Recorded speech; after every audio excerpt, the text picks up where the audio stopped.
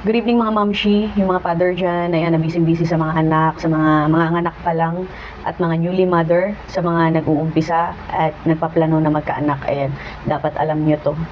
Minsan kinakabahan tayo, minsan parang may kakaiba sa baby natin, lalo na kapag bagong panganak, ayan, nandyan na yung postpartum na sinasabi nila. So ngayon guys, aalamin natin kung ano ba yung iba't ibang iyak ng baby at ibig sabihin nito.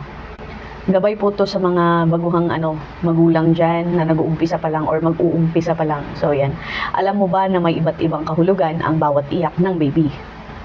Hindi lang ito simpleng pag-iyak. Sa video na to, aalamin natin kung ano ang ibig sabihin ng bawat uri ng iyak ng sanggol. Ayan, papaliwanag ko guys kung ano yung mga iba't ibang uri ng iyak ng sanggol. Kadalasan kasi tayo, nakakaramdam tayo ng pag-worry, kahit bagong panganak tayo, ranas ko yun kasi kapapanganak ko lang. Bagong panganak ako noon, umiiyak yung anak ko, parang feel ko may something wrong, natataranta akong daming tanong sa sarili ko kung anong ibig sabihin nito. So ngayon guys, ipapaliwanag ko isa-isa kung ano nga ba ang ibig sabihin nito.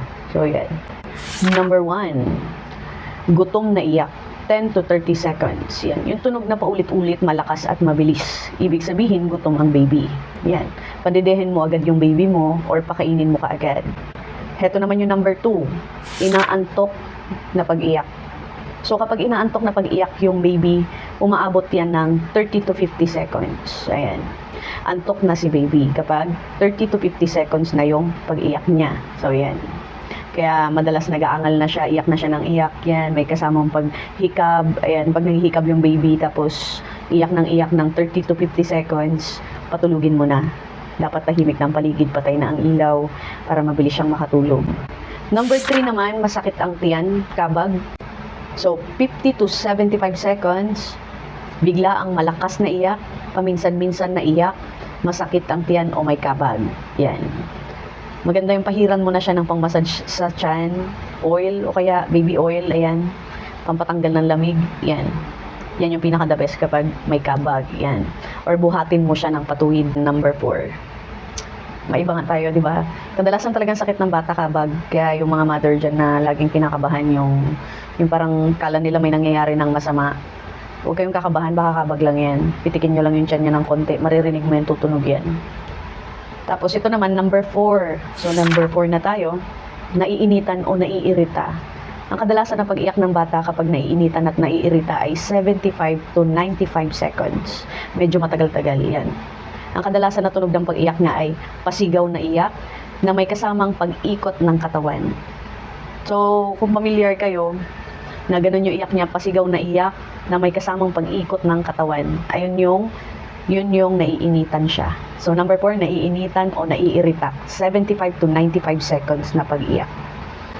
Tapos, dito naman, number 5, gusto lang ng lambing. May mga bata talaga gusto lang ng lambing, kaya umiiyak sila. Ang kadalasan na pag-iyak ng gusto ng lambing ay 95 to 115 seconds na pag-iyak. Ayan. Mahina, pa-cute na iyak, yung parang ganyan. Yung mga ganon. Yung kadalasan. Gusto lang ng karga at lambing yan. Kargahin mo lang, kausapin at yakapin. Ganon lang naman yung gusto ni baby kapag ganyan siya.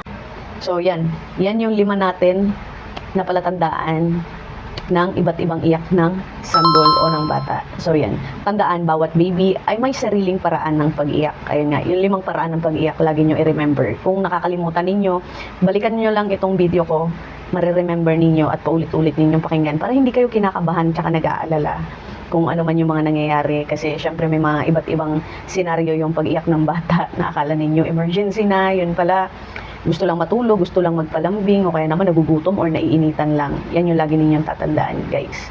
Huwag kayong kakabahan. Kaya sa mga susunod na videos ko, kung gusto ninyong mag-update, related lang to sa mga pinagdaanan ko na hinanapan ko ng paraan kung bakit nga ba nangyayari to. Nalaman ko lang din dahil sa research ko, karanasan ko. Ayan.